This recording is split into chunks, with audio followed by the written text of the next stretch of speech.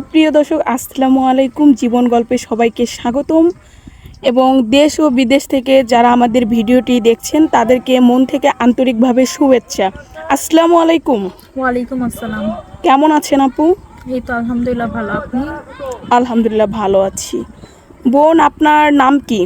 Cynthia. দেশের বাড়ি কোথায়? বরিশাল কুয়াকাটা।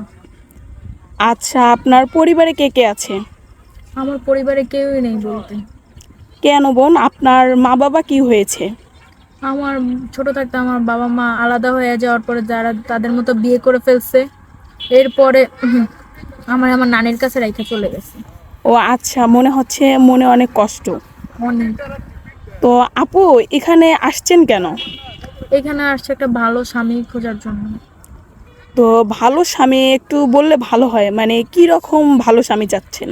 এমন একটা স্বামী যে আমাকে কষ্ট দিবে না, কারণ ছোটবেলা থেকে অনেক কষ্ট বড় হয়েছি, তো ঈদে ভালো মতো জামা কাপড় পাই নাই, অনেক কষ্টে ছিলাম, এক কোণা পড়েছিলাম, কেউ একজন দেখার মানুষ ছিল না বা একটু কথা বলার মানুষ ছিল না, এখন মানে ভালো মতো খাবার জুটে নাই, অনেক অবটনে বড় হয়েছে। আসলে আপু বুঝতে পারছি, মানে আপনার মনে অনেক কষ্ট।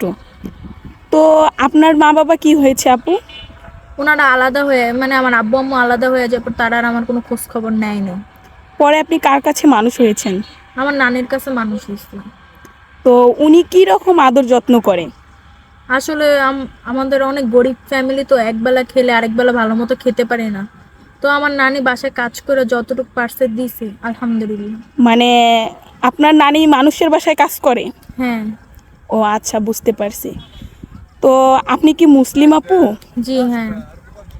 5 ওয়াক্ত নামাজ পড়েন? হ্যাঁ, পড়া হয়। তো আপু, আপনি যে জামাটি পরেছেন এই জামাটি কার আপু?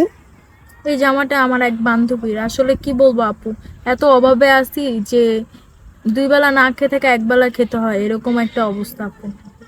ও আচ্ছা, বুঝতে পারছি। তো জামাটি আপু অনেক ভাল লাগছে। তো আপু, আমি একটা কথা বলি, আপনি কি রকম মনের মানুষ চাচ্ছেন একটু বললে আমার জন্য ভালো হতো। এমন একটা মনের মানুষ, কেন ছোটবেলা থেকে অনেক কষ্ট বড় হয়েছি তো আপু, এখন আর বিয়ের পরে চাই না স্বামী সংসার যে কষ্ট করতে, এমন একটা মানুষ চাই যে আমাকে অনেক ভালোবাসবে, আগলায় রাখবে, দেখা রাখবে। হ্যাঁ, আমিও তাকে ভালোবাসবো। সে প্রবাসী হইলেও আমার কোনো আপত্তি নাই, তার বয়স বেশি হইলেও আমার কোনো আপত্তি নেই। খালি এমন হতে হবে যে আমাকে ভালোবাসা, আগলায় রাখবে।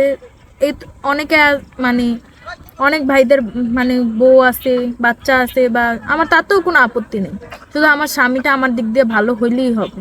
এক কথায় লয়াল থাকতে হবে। হ্যাঁ।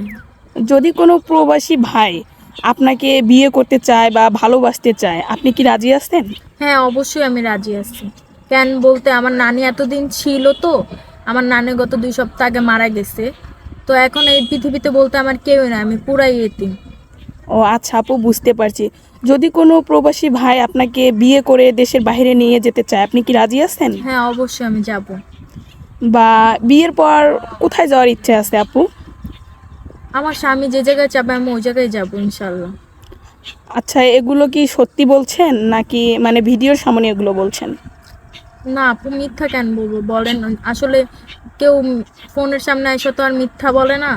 কেন বলতেছি, জীবনও এত কষ্ট করছি, কি বলবো, এমনও ঈদ গেছে যে পোলাও মাংস তো দূরের কথা, ভাতই ভালো মতো খেতে পারিনি। ও আচ্ছা আপু, বুঝতে পারছি। তো প্রবাসী ভাইরা কেউ কেউ সিঙ্গেল থাকে, আবার কোনো কোনো ভাই সিঙ্গেল থাকে না। 40, 50 বা 60 এরকম যদি কোনো ভাই আপনাকে বিয়ে করতে চায়, আপনি কি রাজি আছেন? হ্যাঁ, রাজি আছি। ও আচ্ছা, বুঝতে পারছি। এগুলো কি মন থেকে বলছেন আপু? না, মন থেকে। আমরা এমন একটা জীবন সঙ্গী চাচ্ছি, ও যদি আমার নিয়ে কুড়ে ঘরও রাখে আমার তাতেও আপত্তি নেই। ও আচ্ছা। আমি শুধু তার, যদি সে আমাকে ভালোবাসে বা আগলায় রাখে, আমি তার সাথেই থাকবো সারাটা জীবন, মৃত্যুর আগ পর্যন্ত।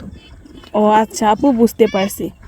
তো আপনি এখন বর্তমান কি করতে চাচ্ছেন? ভালো মনের মানুষ চাচ্ছেন নাকি ভালো একজন হাজবেন্ড চাচ্ছেন?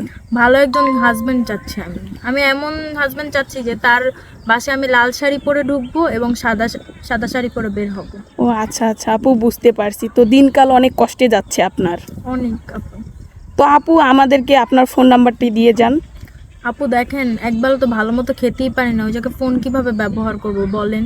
সত্যি বলছেন তো? হ্যাঁ, একদম সত্যি। ও আচ্ছা তো আপনার সাথে কিভাবে যোগাযোগ করবে? আপনাদের কাছে যোগাযোগ করলে আমাকে পাওয়া যাবে।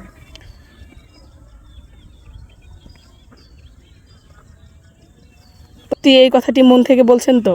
জি হ্যাঁ, মন থেকে বলছি। সুপ্রিয় দর্শক, আসসালামু আলাইকুম। দেশ ও বিদেশ থেকে যারা আমাদের এই ভিডিওটি দেখছেন, তো আশা করি ভাইরা বুঝতে পারছেন আপুর কোনো পার্সোনাল ফোন নাই বা আপুর কোনো সিম নাই। যদি কোনো আপু সিনতি আপুর সাথে যোগাযোগ করতে চান তাহলে ডিসপ্লেতে একটি নাম্বার দেওয়া থাকবে, আমাদের সাথে যোগাযোগ করবেন। অবশ্যই ভালো থাকবেন। আল্লাহ হাফেজ। আসসালামু আলাইকুম। ওয়ালাইকুম আসসালাম।